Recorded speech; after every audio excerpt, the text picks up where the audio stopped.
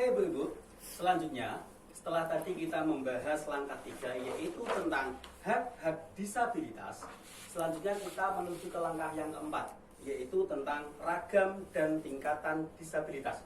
Tapi sebelum kita membahas ragam-ragam disabilitas, tentang jenis disabilitas, kita yel-yel disabilitas dulu. Masih kelingan Bu tadi Bu, yel-yel disabilitas? Masih Pak. Langsung apa dicontohkan dulu? Langsung. Oke. Disabilitas Percaya diri. disabilitas mandiri dong. Oke, terima kasih, tepuk tangan untuk semuanya.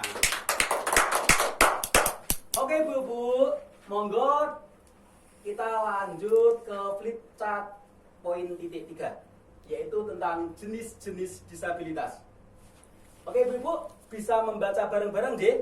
Yang pertama di sini adalah jenis Bu, jenis disabilitas. Yang pertama Disabilitas fisik.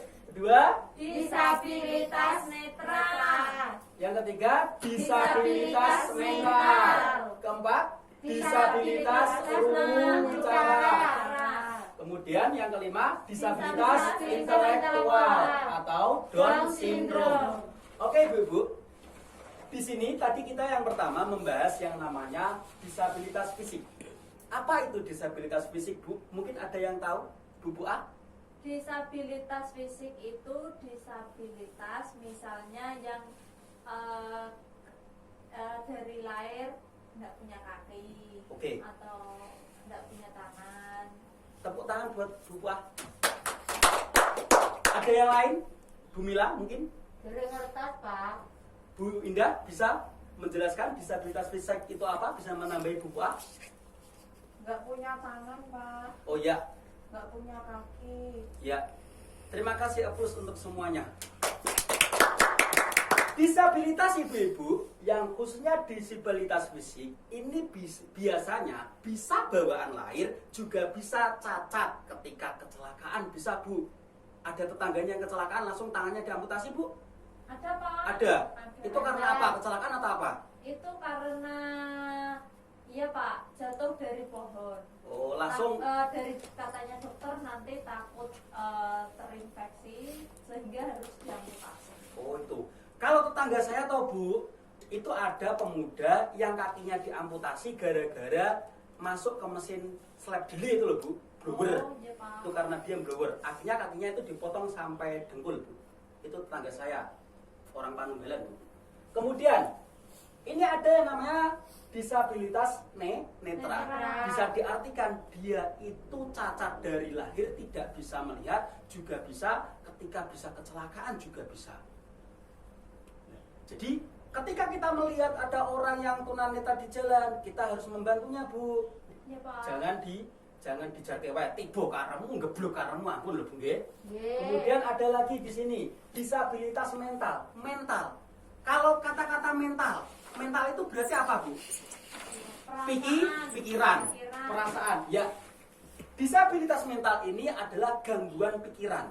Contohnya itu adalah mempunyai yang namanya kepribadian ganda. Kepribadian ganda, kadang kala api ujug-ujug malih elek. Koyok sing artis TV ini boleh Bu, eneng Marsanda. Marsanda itu adalah dia termasuk mempunyai penyakit mental yaitu bipolar, mempunyai dua kepribadian. Itu artis Marsanda Bu. Kemudian di sini ada yang namanya disabilitas rungu atau wicara. Rungu, ngomong rungu berarti itu adalah pendengaran. Wicara berarti mulut. Ini saling berkaitan Bu. Ketika tidak bisa mendengar, pasti dia itu tidak akan bisa berbicara. Rata-rata wong bisu kuwi mesti mengalami yang namanya gangguan yang namanya gangguan pendengaran. Kemudian ini adalah disabilitas intelektual. Intelektual berarti apa Bu? Ini berkaitan dengan IQ. IQ-nya itu IQ rendah. Jadi ada tingkatan-tingkatan IQ. Ketika IQ-nya kurang dari 80, itu dinamakan dia Down syndrome atau bisa diartikan juga idiot. Betul nggih Bu? Iya Pak. Jadi Bu Ibu, ketika panjenengan ketemu dengan tetangga, orang lain, atau mungkin keluarga Anda sendiri yang mengalami disabilitas, panjenengan itu harus tahu perasaan mereka, Bu. Mesti perasaan mereka itu sensitif. Diarani lah wong sikil buntung mesti langsung minder. Kemudian ada juga sing jenengane mesti nek ana penyakit itu mesti rendah hati. Kon bergaul angel. Kemudian biasanya nak pomo sing jenengane disabilitas ini iki rata-rata dia itu adalah tidak mempunyai semangat. Jadi itu tugas kita, Bu, nak pomo khususnya sing ibu-ibu gadah putra sing disabilitas, jangan sekali-kali dia tidak diberi semangat.